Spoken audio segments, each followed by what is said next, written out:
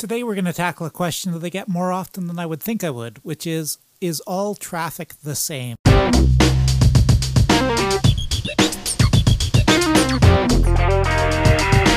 People have this mindset around traffic. They just know they want as much of it as they possibly can. It's a question that people in my business get so often is traffic, traffic, traffic. How do I get more traffic? I want more and more and more traffic. But what they're missing out there is not all traffic is created equal. No, all traffic is not the same. What you want, what you have to focus on is not getting traffic. You don't want traffic. You want the right traffic. And there's traffic that will do what you want it to do, and there's traffic that won't do at all what you want it to do. And you can have 10 million visitors to your site, and all you're doing is burning resources. You're burning bandwidth. You're adding costs in terms of your hosting, in terms of your video hosting, if you're hosting video or whatever you're doing. It's costing you money to have all those people, which is great if they're converting, if they're doing what you want them to do, whether that's buying a product or signing up to your list or doing what it is that you intend for the traffic to be doing. But if they aren't doing any of that, then you're much better off having 100 people come to your site instead of 10 million. If those 100 people are converting in the way that you want them to convert. So again, what is the right traffic? The right traffic has three characteristics. First of all, it converts. Now doesn't necessarily, convert means they do what you want them to do. So if your goal is you want to drive traffic to get them onto your list, then your traffic converts if a significant portion of them sign up for your list. If you're sending them to a video sales page or to a regular sales page, then they convert if they're buying your product. So whatever it is that you want them to do, the right traffic does that at an acceptable rate. The right traffic is affordable, and affordable doesn't necessarily mean that it's cheap.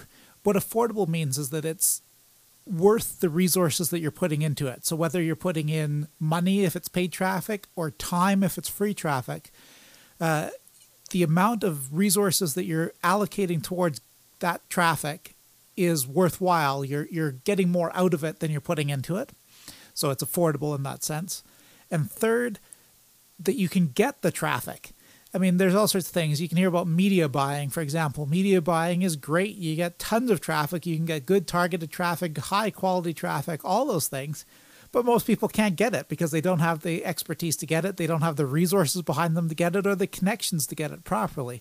So that means that, it might be perfect traffic if you're in the position to get it, but for most people, it's not the right traffic. The right traffic is that given your resources, your skill set, your time involved, your goals, all those things, that you can get that traffic and you can get it to convert. That makes it the right traffic. So the key, and any time you're thinking about traffic, there's only one thing that matters, and that is that you know your numbers. And I know that's going to scare some people off because people get all freaked out about accounting type things and math. But all I mean by knowing numbers is that anytime you're pursuing traffic, you have to know how much traffic comes from that source, what went into getting that traffic, and how effectively that traffic does what you want them to do. So let's say that you're using Facebook ads to drive traffic. You need to know how much you spent on those ads, how many people came to your site as a result of those ads. Therefore, you can figure out how much each one of those visitors cost. And from that, you need to be able to figure out how many of those people did what you wanted them to do, how many converted in the sense of they did what you wanted them to do, and what did each one of those conversions cost, and was that affordable? Did that make sense? Was that an effective use of my resources? And should I continue doing this again? If you know those basic numbers, and they're very simple to know with free software or with inexpensive paid software if you want, if you know those numbers, then you're in a position to know whether you have the right traffic or not, to find the right traffic, and to capitalize on the traffic that you do have.